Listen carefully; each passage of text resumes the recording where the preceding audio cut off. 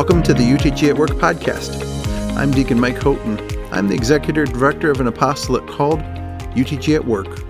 Our mission is to help women and men joyfully live their faith and witness to Christ in the gospel in the workplace. I'm happy to be with you as we explore the Sunday gospel in ways that help people who work. You can find this podcast as well as helpful articles, videos, and other material on our website, which is utgatwork.org. You can also subscribe to this podcast through Apple Podcasts, Spotify, and other podcasting sites, as well as our UTG at Work YouTube channel. This week we celebrate the 23rd Sunday in Ordinary Time, and our gospel is a reading from the Holy Gospel according to Luke. Glory to you, O Lord. Great crowds were traveling with Jesus, and he turned and addressed them. If anyone comes to me without hating his father and mother, wife and children, brother and sisters, and even his own life, he cannot be my disciple.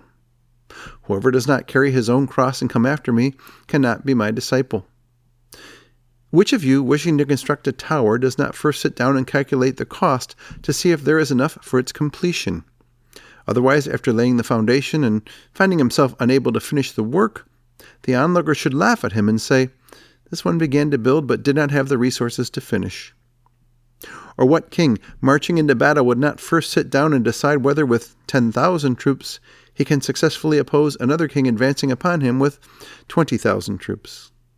But if not, while he is still far away, he will send a delegation to ask for peace terms. In the same way, any one of you who does not renounce all his possessions cannot be my disciple. The Gospel of the Lord. Praise to you, Lord Jesus Christ. Are you familiar with hyperbole as it's used in the Bible? Hyperbole is defined as exaggerated statements or claims which are not to be taken literally. Jesus uses hyperbole at times when he speaks, and when he does, it leads to endless debate about what he actually meant. In today's gospel, we have an example of Jesus using hyperbole. He tells us to hate our family if we're his disciples. Does he mean this literally? Of course not. There are several ways that we can show this to be the case, but perhaps the easiest way is to consider the fact that he also tells us to love our enemies. Could it be possible that he would want us to love our enemies but hate our own family?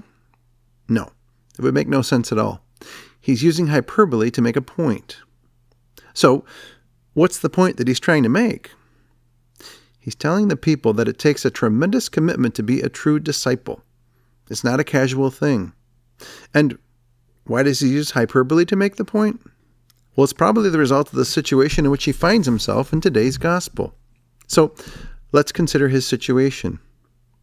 He's on his way to Jerusalem, and the Bible tells us that great crowds were traveling with him. Why were they following him along? Because they were committed disciples? No, this was clearly not the case. For most of them, it was because he was popular, trendy, edgy, a marked man who they knew was going to be brought in by the Roman authorities, and they wanted to be there for it. Kind of like how people go to a NASCAR race hoping to see a crash. The crowds may or may not have agreed with his message. They may or may not have believed that he was God. It didn't matter to them. Many of them were just there for the spectacle. When his passion and crucifixion would happen in the very near future, how many of them would stick around to support him? Not very many, if any. He would be abandoned, not only by the large crowds, but even by most of his own apostles. Jesus knew full well that many in the crowd were not authentic followers, and he chose to make a point to them to set the record straight. He was essentially saying to them, "Look, I know your hearts. I know what you really think of me. So let me tell you what it takes to be a real disciple of mine. It takes a lot more than what brings many of you here today." And so he throws out a series of things for them to ponder.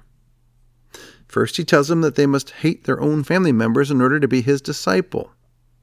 What he's saying is not that a disciple should actually hate his or her family, but rather that they must love him more than their own family members. This is more than just a challenge for them to consider. It's a challenge for us to consider as well. Do I really love Jesus more than my own wife? More than my parents and my children? For a true disciple, the answer is yes. It doesn't make me love my wife or my parents or my children any less. That's not the point. The point is that nothing can be stronger than our love for Jesus.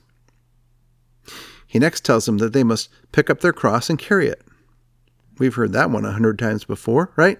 We hear it so often that at times it can become trivial, sort of a ho-hum thought.